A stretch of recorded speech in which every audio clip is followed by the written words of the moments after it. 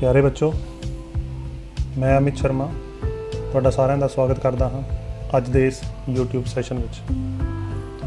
ਅੱਜ ਦੇ ਇਸ YouTube ਸੈਸ਼ਨ ਵਿੱਚ ਆਪਾਂ ਗੱਲਬਾਤ ਕਰਾਂਗੇ ਲਿਖਾਈ ਨੂੰ ਸੁਧਾਰਨ ਦੇ ਤਰੀਕਿਆਂ ਬਾਰੇ। ਕਿਹੜੇ ਉਹ ਤਰੀਕੇ ਹਨ ਜਿਨ੍ਹਾਂ ਤਰੀਕਿਆਂ ਦਾ ਇਸਤੇਮਾਲ ਕਰਕੇ ਅਸੀਂ ਆਪਣੀ ਲਿਖਾਈ ਨੂੰ ਸੁਧਾਰ ਸਕਦੇ ਹਾਂ, ਕਿਉਂਕਿ ਹਰ ਕਿਸੇ ਬੱਚੇ ਦੀ ਖੁਆਇਸ਼ ਹੁੰਦੀ ਹੈ ਕਿ ਉਹਦੀ ਲਿਖਾਈ ਸੁੰਦਰ ਅਤੇ ਆਕਰਸ਼ਕ ਹੋਵੇ। ਜੇਕਰ ਤੁਸੀਂ ਵੀ ਚਾਹੁੰਦੇ ਹੋ ਕਿ ਤੁਹਾਡੀ ਵੀ ਲਿਖਾਈ ਸੁੰਦਰ ਔਰ ਸੋਹਣੀ ਹੋਵੇ ਤਾਂ ਇਹ ਵੀਡੀਓ ਤੁਹਾਡੇ ਲਈ ਹੈ। ਪੰਜਾਬੀ ਵਿੱਚ ਅੱਖਰਾਂ ਦੀ ਬਣਾਵਟ ਅਤੇ ਆਕਾਰ ਦਾ ਬੜਾ ਹੀ ਮਹੱਤਵ ਹੁੰਦਾ ਹੈ। ਜਦੋਂ ਤੁਸੀਂ ਕੋਈ ਲੇਖ ਲਿਖ ਰਹੇ ਹੋ ਉਹਦੇ ਵਿੱਚ ਅੱਖਰਾਂ ਦਾ ਆਕਾਰ ਜਿਹੜਾ ਹੈ ਉਹ ਇੱਕੋ ਜਿਹਾ ਹੋਣਾ ਚਾਹੀਦਾ ਹੈ ਤਾਂ ਕਿ ਪੂਰਾ ਲੇਖ ਜਿਹੜਾ ਹੈ ਉਹ ਇੱਕ ਹੀ ਸਾਈਜ਼ ਵਿੱਚ ਦਿਖਾਈ ਦੇਵੇ।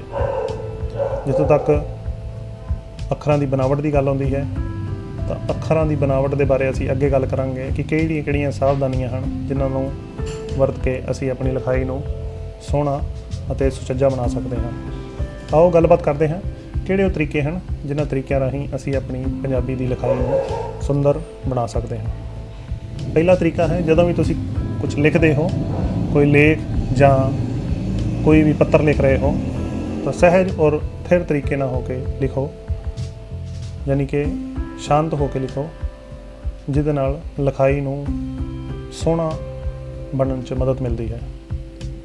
ਜਿੰਨਾ ਤੁਸੀਂ ਸਹਿਜ ਹੋ ਕੇ ਸ਼ਾਂਤ ਹੋ ਕੇ ਲਿਖੋਗੇ ਲਿਖਾਈ ਸੁੰਦਰ ਆਏਗੀ। ਜਿੰਨਾ ਕਾਲ ਦੇ ਵਿੱਚ ਜਾਂ ਹੜਬੜੀ 'ਚ ਲਿਖੋਗੇ ਉਨੀ ਲਿਖਾਈ ਸੋਹਣੀ ਨਹੀਂ ਹੋਵੇਗੀ। ਸੋ ਇਸ ਕਰਕੇ ਥਿਰ ਅਤੇ ਸਹਿਜ ਹੋ ਕੇ ਲਿਖਣ ਨਾਲ ਲਿਖਾਈ ਸੁੰਦਰ ਆਉਂਦੀ ਹੈ। ਸੋਹਣੀ ਲਿਖਾਈ ਕਰਨ ਲਈ ਜੋ ਵੀ ਲਿਖੋ ਇੱਕ ਵਾਰ ਵਿੱਚ ਹੀ ਲਿਖੋ। ਵਕਫਿਆਂ ਵਿੱਚ ਲਿਖਣ ਨਾਲ ਲਿਖਾਈ ਦੇ ਵਿੱਚ ਅੰਤਰ ਆਉਂਦਾ ਹੈ। ਇਸ ਕਰਕੇ ਕੋਸ਼ਿਸ਼ ਕਰੋ ਕਿ ਜੋ ਵੀ ਲਿਖੋ ਇੱਕ ਵਾਰ 'ਚ ਹੀ ਲਿਖ ਦੇਵੋ। ਜਿੱਥੋਂ ਤੱਕ ਅੱਖਰਾਂ ਦੀ ਗੱਲ ਹੈ ਤਾਂ ਅੱਖਰ ਜਿਹੜੇ ਹਨ ਉਹ ਇੱਕ ਦੂਜੇ ਨਾਲ ਨਾ ਜੁੜਨ। ਇਸ ਗੱਲ ਦਾ ਧਿਆਨ ਰੱਖੋ ਕਿ ਜਦੋਂ ਵੀ ਅਸੀਂ ਕੁਝ ਲਿਖ ਰਹੇ ਹਾਂ ਉਹਨਾਂ ਸ਼ਬਦਾਂ ਦੇ ਅੱਖਰਾਂ ਦੀ ਬਣਾਵਟ ਇਸ ਤਰੀਕੇ ਨਾਲ ਬਣਾਈ ਜਾਵੇ ਜਾਂ ਕੀਤੀ ਜਾਵੇ ਕਿ ਅੱਖਰ ਜਿਹੜੇ ਹਨ ਇੱਕ ਦੂਸਰੇ ਦੇ ਨਾਲ ਨਾ ਜੁੜੇ ਹੋਣ, ਜਾਂ ਹੋਰ ਆਸਾਨ ਤਰੀਕੇ 'ਚ ਕਿਹਾ ਜਾਵੇ ਕਿ ਅੱਖਰ ਇੱਕ ਦੂਜੇ ਦੇ ਉੱਪਰ ਨਾ ਚੜ੍ਹੇ ਹੋਣ। ਜਿਵੇਂ ਕਿ ਸਕਰੀਨ 'ਤੇ ਲਿਖਿਆ ਆ ਰਿਹਾ ਹੈ ਕਿ ਅੱਖਰ ਇੱਕ ਦੂਜੇ ਨਾਲ ਨਾ ਜੁੜਨ। ਇਹ ਜਿਹੜਾ ਵਾਕ ਲਿਖਿਆ ਹੈ ਇਹਦੇ ਵਿੱਚ ਐੜਾ, ਖੱਖਾ, ਰਾਰਾ ਹਰ ਸ਼ਬਦ ਵਿੱਚ ਅੱਖਰ ਜਿਹੜੇ ਹਨ ਉਹ ਵੱਖ-ਵੱਖ ਨਜ਼ਰ ਆ ਰਹੇ ਹਨ। ਇਸੇ ਤਰ੍ਹਾਂ ਸਿਹਾਰੀ ਅਤੇ ਬਿਹਾਰੀ ਬਹੁਤੀ ਉੱਚੀ ਨਾ ਲਿਜਾਓ। ਸਿਹਾਰੀ ਅਤੇ ਬਿਹਾਰੀ ਨੂੰ ਬਹੁਤਾ ਉੱਚਾ ਨਹੀਂ ਲੈ ਕੇ ਜਾਣਾ, ਉਹਨੂੰ ਨੀਵਾਂ ਹੀ ਰੱਖਣਾ ਹੈ। ਕੁਝ ਖਾਸ ਅੱਖਰ ਹਨ ਜਿਨ੍ਹਾਂ ਬਾਰੇ ਧਿਆਨ ਦੇਣ ਦੀ ਲੋੜ ਹੁੰਦੀ ਹੈ, ਜਿਵੇਂ ਐੜਾ, ਚੱਚਾ, ਦੱਦਾ, ਟੱਡਾ, ਮੱਮਾ। ਇਹਨਾਂ ਅੱਖਰਾਂ 'ਚ ਮੋਰੀਆਂ ਨਾ ਬਣਾਓ। ਮੋਰੀਆਂ ਕਿਵੇਂ?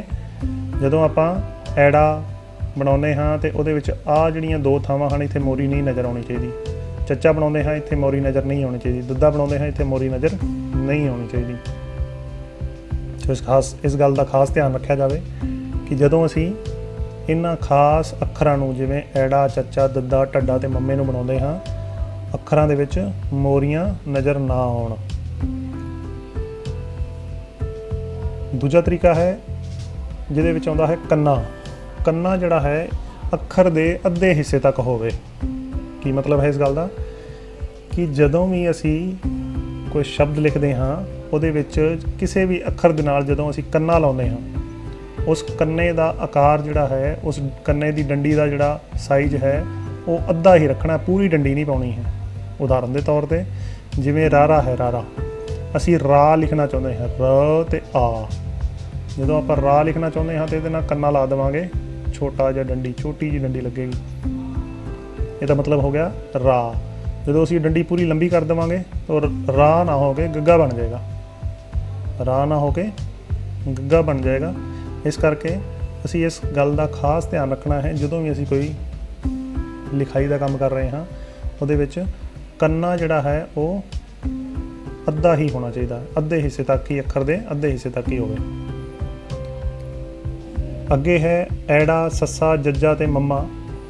ਕੁਛ ਅਭਿਆਸ ਕਰਨ ਦੇ ਅੱਖਰ ਹਨ ਜਿਨ੍ਹਾਂ ਦਾ ਅਭਿਆਸ ਕਰਨਾ ਬਹੁਤ ਜ਼ਰੂਰੀ ਹੈ ਕਿ ਇਹਨਾਂ ਦੀਆਂ ਡੰਡੀਆਂ ਦਾ, ਐੜੇ ਦੇ ਨਾਲ ਜਿਹੜੀ ਇਹ ਡੰਡੀ ਹੈ ਸੱਸੇ ਦੇ ਨਾਲ ਜਿਹੜੀ ਡੰਡੀ ਹੈ, ਜੱਜੇ ਦੇ ਨਾਲ ਜਿਹੜੀ ਡੰਡੀ ਹੈ, ਮੰਮੇ ਵਾਲੀ ਜਿਹੜੀ ਡੰਡੀ ਹੈ, ਇਹਨਾਂ ਡੰਡੀਆਂ ਦਾ ਅਭਿਆਸ ਬਹੁਤ ਜ਼ਰੂਰੀ ਹੈ ਤਾਂ ਕਿ ਅੱਖਰਾਂ ਦੀ ਬਣਾਵਟ ਜਿਹੜੀ ਹੈ ਉਹ ਇੱਕ ਵਰਗੀ ਆਵੇ। ਇਸੇ ਤਰ੍ਹਾਂ ਡੰਡੀ ਦਾ ਅਭਿਆਸ ਦੇ ਨਾਲ ਨਾਲ ਗੁਲਾਈ ਦੇ ਅਭਿਆਸ ਦੀ ਜ਼ਰੂਰਤ ਹੈ। ਦੱਦਾ, ਟੈਂਕਾ, ਫੱਫਾ, ਤੱਤਾ, ਟੱਡਾ, ਇਹਨਾਂ ਦੀ ਗੁਲਾਈ, ਜਿਵੇਂ ਦੱਦੇ ਦੀ ਇਹ ਵਾਲੀ ਗੁਲਾਈ, ਟੈਂਕੇ ਦੀ ਇਹ ਵਾਲੀ ਗੁਲਾਈ, ਫੱਫੇ ਦੀ ਇਹ ਵਾਲੀ ਗੁਲਾਈ, ਇਹਨਾਂ ਦੀ ਗੁਲਾਈ ਦੀ ਅਭਿਆਸ ਕਰਨ ਦੀ ਜ਼ਰੂਰਤ ਹੈ। ਇਹ ਕੁਝ ਤਰੀਕੇ ਹਨ ਜਿਨ੍ਹਾਂ ਤਰੀਕਿਆਂ ਦੇ ਰਾਹੀਂ ਅਸੀਂ ਆਪਣੀ ਲਿਖਾਈ ਨੂੰ ਸੁੰਦਰ ਅਤੇ ਸੋਹਣਾ ਬਣਾ ਸਕਦੇ ਹਾਂ। ਉਮੀਦ ਹੈ ਤੁਹਾਨੂੰ ਇਹ ਤਰੀਕੇ ਚੰਗੇ ਲੱਗੇ ਹੋਣਗੇ ਔਰ ਉਮੀਦ ਹੈ ਕਿ ਤੁਸੀਂ ਇਹਨਾਂ ਤਰੀਕਿਆਂ ਨੂੰ ਆਪਣੇ ਜੀਵਨ 'ਚ ਅਪਣਾਓਗੇ ਵੀ। ਲਿਖਣ ਵੇਲੇ ਇਹਨਾਂ ਗੱਲਾਂ ਦਾ ਖਾਸ ਧਿਆਨ ਰੱਖੋਗੇ ਤਾਂ ਕਿ ਲਿਖਾਈ ਨੂੰ ਹੋਰ ਸੁਧਾਰਿਆ ਜਾ ਸਕੇ, ਸੁੰਦਰ ਬਣਾਇਆ ਜਾ ਸਕੇ। ਧੰਨਵਾਦ।